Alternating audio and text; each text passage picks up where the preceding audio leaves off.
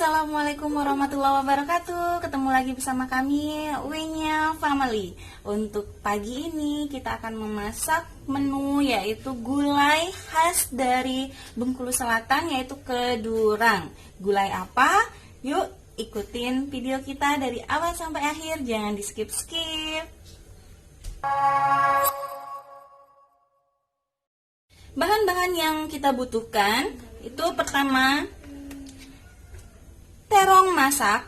Ini terong benar-benar masak ya, bukan terong yang layu. Ini sudah kita buang bijinya. Nanti untuk cara pembuangan biji dan memisahkan biji dan daging ini, lihat video selanjutnya. Dan kita membutuhkan biasa ikan khusus. Ini ikan khas Bengkulu, yaitu ikan mungkus, yang mana perut dan semuanya enak dimakan. Dan ini ada campur ikan plus juga, udah kita potong. Ada kacang panjang buat campuran.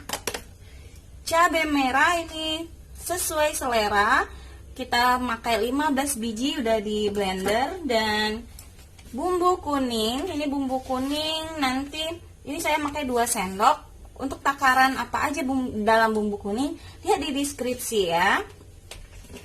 Dan santan ini dari setengah buah kelapa, lebih kurang 1 liter. Oke, ikutin cara memasaknya, gampang banget. Ini cara ngolahnya seperti ini. Kita buang tangkainya, kita belah 4. Belah 4 atau belah 6 boleh, belah 6 aja. Sudah dibelah gini, belah 6. Kita buang bijinya. Ini bijinya udah tua.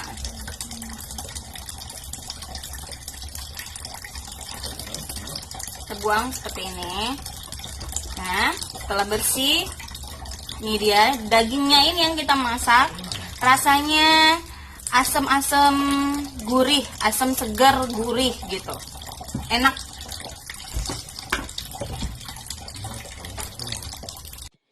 Nah, ini kita masak merupakan resep Bengkulu Selatan, yaitu kedurang. Kita akan kenalan dulu. Kedurang itu adalah sebuah kecamatan di Kabupaten Bengkulu Selatan, Provinsi Bengkulu. Pastinya Indonesia ya, Pulau Sumatera.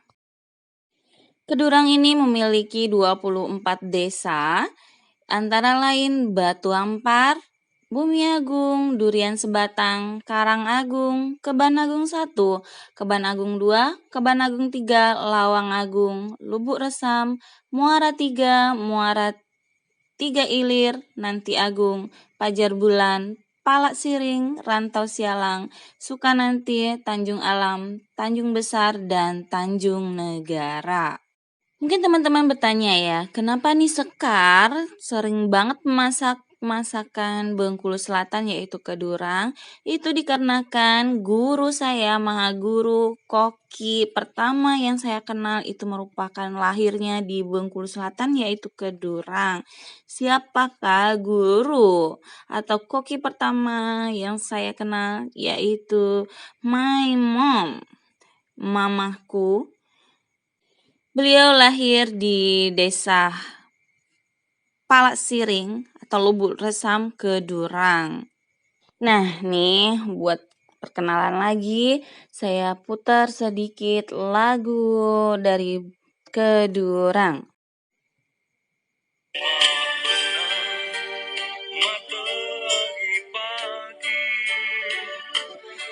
Burung-burung beri hati, mengalir tahun ke tahun, menunggu angin ke sana. Jemalah kembali,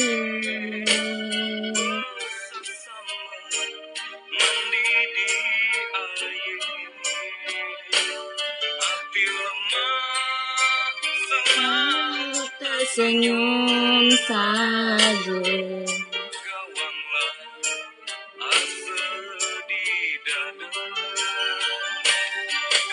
begitu keras memeras tenaga,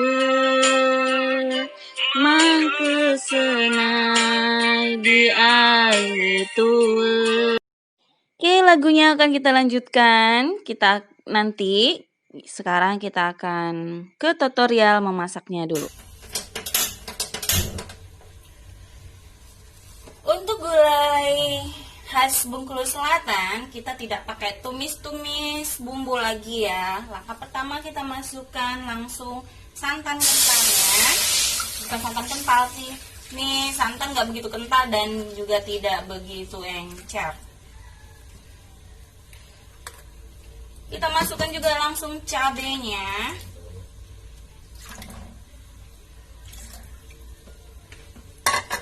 Kita masukkan bumbu.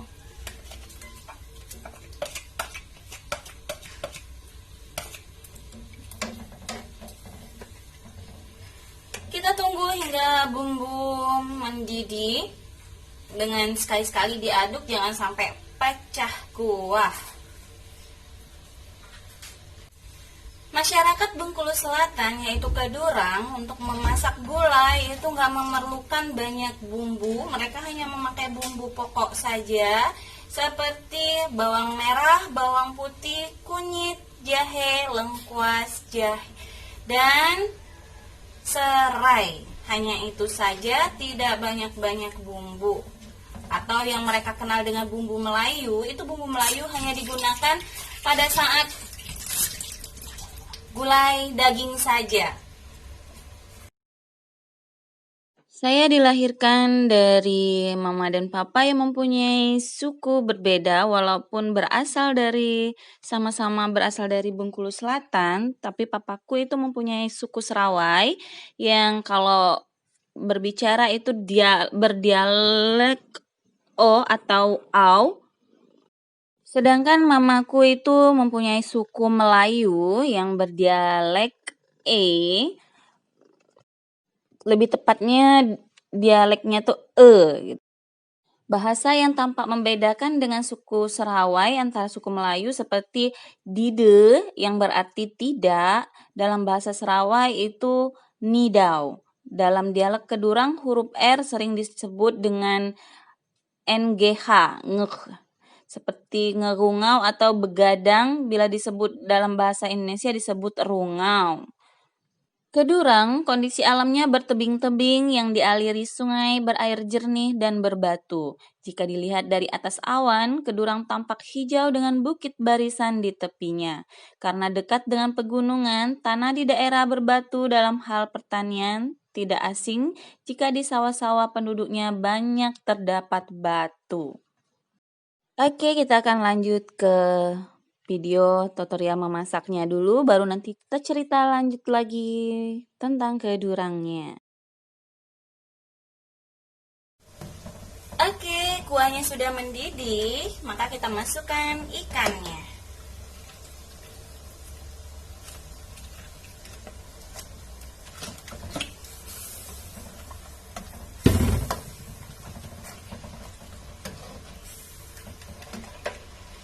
Kenapa gulai terong masak ini saya bilang merupakan khas Bengkulu Selatan, yaitu Kedurang? Karena di daerah Bengkulu Kota orang jarang memanfaatkan terong masak ini. Nggak tahu ya teman-teman, di wilayah teman-teman semua terong masak masih dimanfaatkan buat sayur atau tidak. Tapi ini rasanya enak. Fungsinya ini pengganti asam tomat atau asam cung, atau pokoknya dia berfungsi sebagai asam untuk gulai lauk, untuk gulai ikan kita ini. Rasanya gurih, asam, enak pokoknya. Yang jelasnya harus benar-benar terong yang masak ya, bukan terong layu. Dan bijinya pun bisa kita manfaatkan buat ditanam kembali.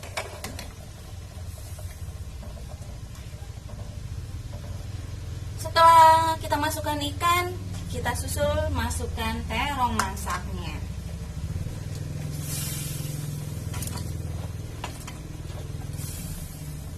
Ini Ini terong masaknya lebih kurang kemarin itu setengah kilo kita masukin. Untuk setengah kilo ikan, setengah kilo terong masaknya, dagingnya aja yang kita ambil.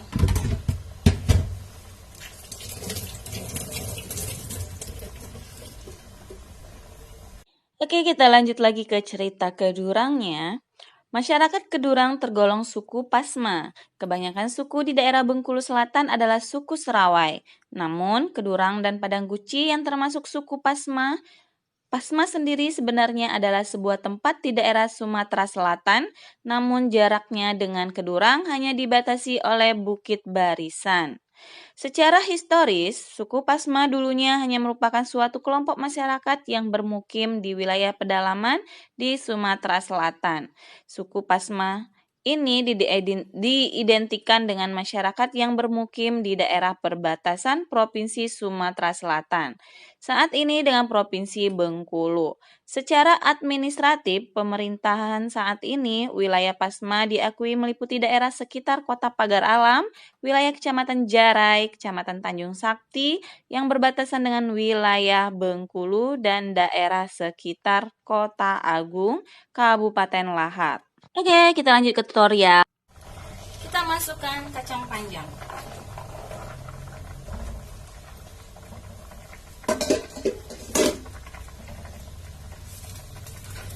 Jadi, dengan memasak bercampur-campur antara lauk, ikan, dan kacang panjang, kita tidak perlu memasak dengan banyak-banyak jenis masakan. Cukup satu kali masak saja, sudah lengkap. Ada sayurnya, ada lauknya. Selain menghemat waktu, menghemat uang juga pastinya.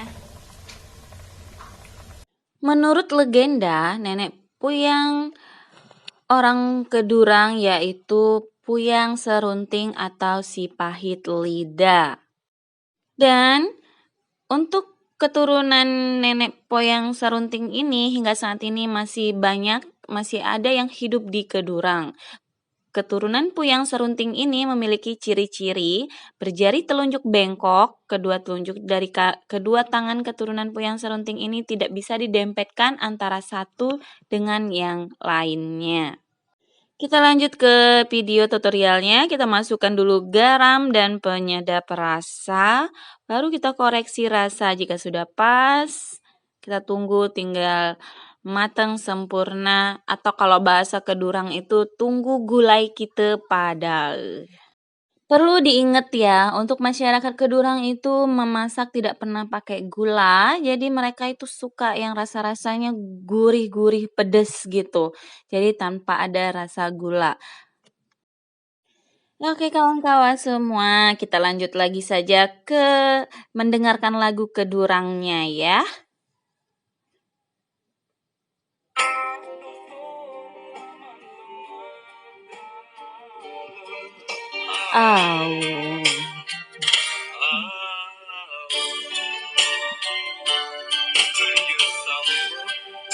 Cara jema kita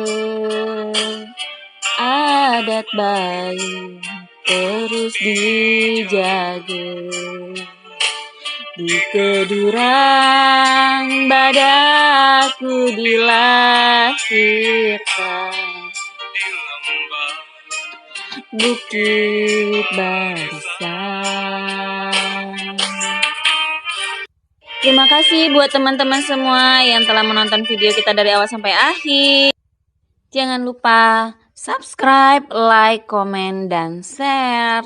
Selamat mencoba resepnya, dan jika ada kata-kata salah yang saya dalam pengucapan, saya mohon maaf. Akhir kata, Assalamualaikum warahmatullahi wabarakatuh.